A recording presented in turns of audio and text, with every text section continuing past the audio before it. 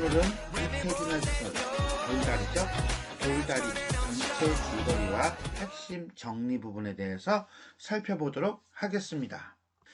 이 작품은 농토를 파는 문제를 두고 벌어지는 아버지와 아들의 갈등을 통해 물질적인 가치관을 중시하는 세태를 비판한 소설입니다.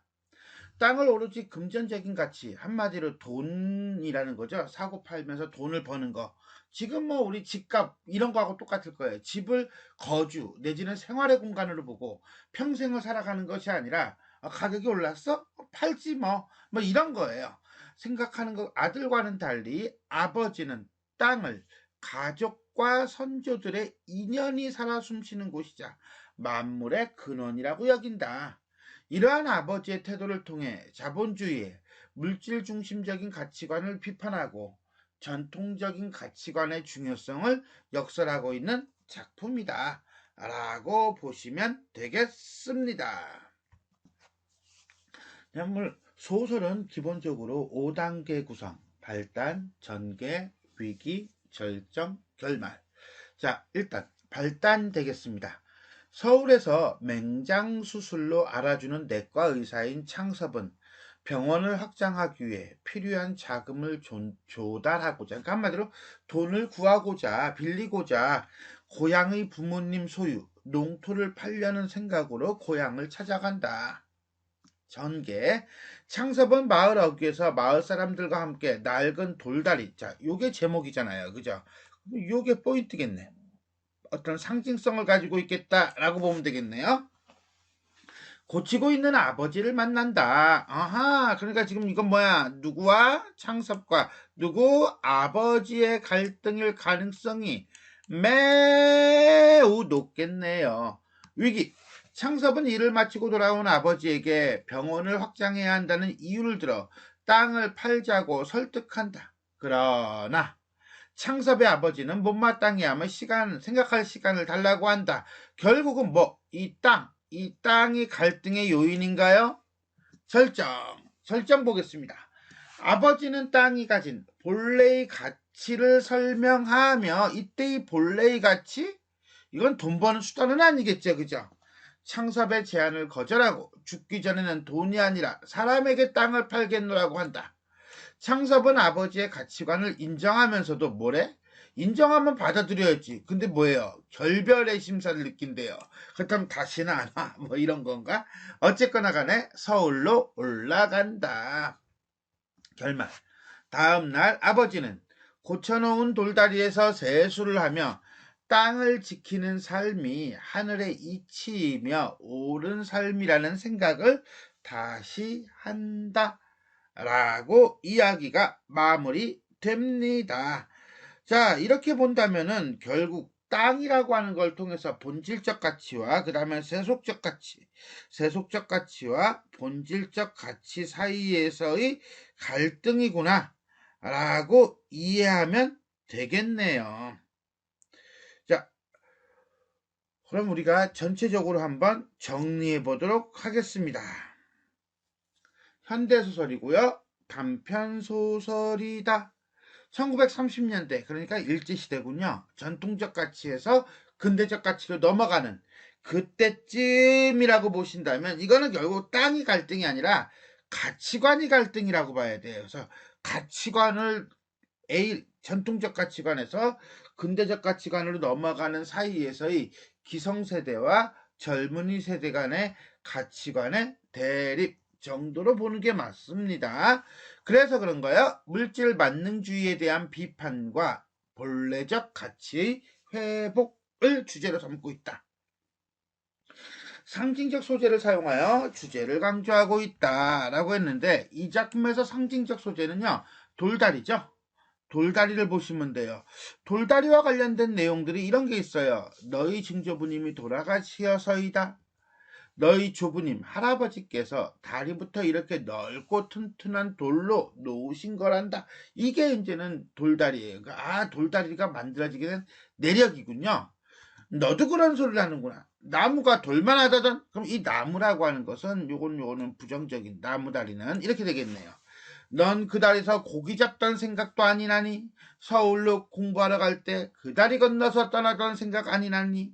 내 할아버지 산소의 상도를 그 다리로 건너다 모셨고 내가 천자문 끼고 그 다리로 글을 읽으러 댕겼다. 네 어미도 그 다리로 가말 타고 내 집에 왔어. 난 서울 갈 생각 없다. 라고 이야기를 하고 있어요. 이런 점에서 본다면 돌다리란 어떻게 본다면 증조 할아버지, 할아버지, 아버지, 나라고 하는 가족사의 일부이고 과거부터 전해지던 그 다음에 후대까지 전해지기를 바라는 그런 어떤 문화적인 정신적인 요소를 가지고 있다. 이런 점에서 본다면 어떤 자연 중심적인 가치관 내지는 전통적인 가치관 또는 본질적인 것을 중시하는 가치관 등등을 상징하는 소재이다 라고 볼 수가 있겠습니다. 두 번째, 대조적인 인물을 설정하여 주제를 부각하고 있다. 대조적인 인물은 방금 봤듯이 아버지와 창섭과 아버지의 관계일 거예요. 자, 일단 기본적으로 인물 설정을 보겠습니다. 인물 설정을 본다면 아버지는 고향에서 일생 동안 농사만 지어온 농부로 땅에 대한 애착이 매우 강한 인물이고요. 주관이 분명하며 인정과 의리를 소중히 여기는 인물이다 라고 보시면 되겠어요. 반면에 아들 창섭은 서울에서 병원을 운영하는 의사로 돈을 버는데 관심이 많은 인물이다. 물질주의적 가치관을 가졌으나 그러나 맨 마지막 뒷부분 보면요. 아버지의 가치관도 인정, 수긍한다 라고 보시면 돼요. 자, 여기서 결국은 우리는 아까 얘기했듯이 가치관이라고 하는 것이 갈등 요인이다 라고 보면 됩니다. 자, 아버지를 대표로 하는 소재가 뭐냐? 그러면 돌다리가 되겠고요. 그러면 창섭, 아들을 대표로 하는 소재가 뭐냐라고 한다면 나무다리가 되겠습니다. 그렇다면 여기서 말하는 나무다리는 실용성을 상징하는 소재이다 라고 보면 되겠죠. 그래서 아버지는 자연 친화적인 가치관 내지는 전통적인 가치관을 중시하는 인물, 아들은 실용적인 가치관을 중시하는 인물이라고 보면 되겠습니다.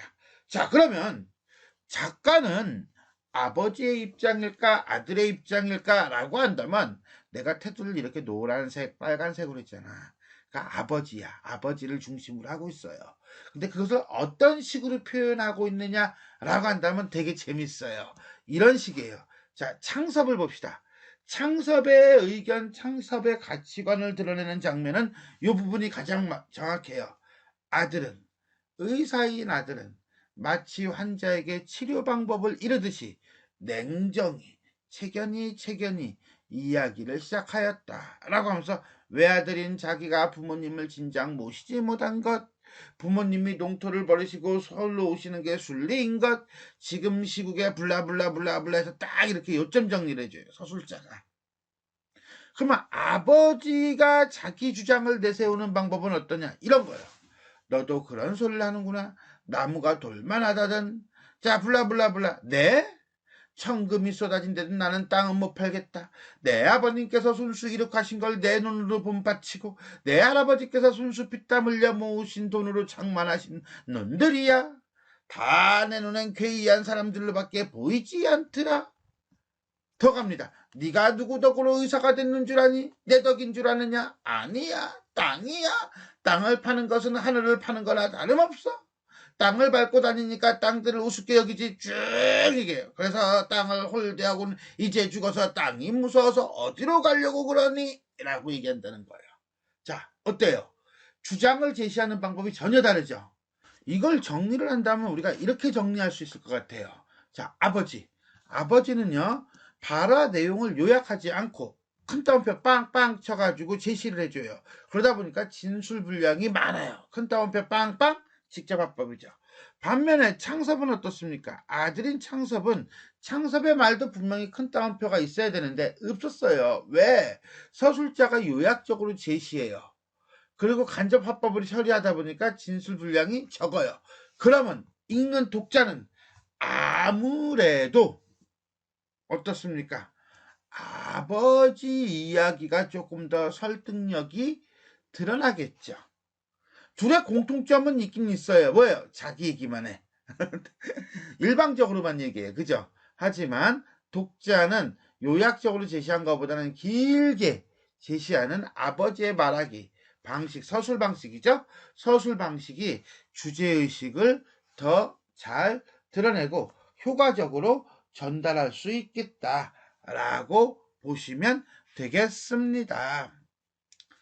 자, 지금까지 우리는 이태준의 소설 돌다리 전체의 줄거리와 핵심 정리 부분에 대해서 살펴보았습니다. 구체적인 내용은요, 본문을 살피면서 그러면서 이제 우리가 알아보도록 하겠습니다. 지금까지 내용이 도움이 되셨다면 좋아요와 구독 버튼 눌러주시고요. 알람 설정 부탁드리겠습니다. 수고하셨습니다.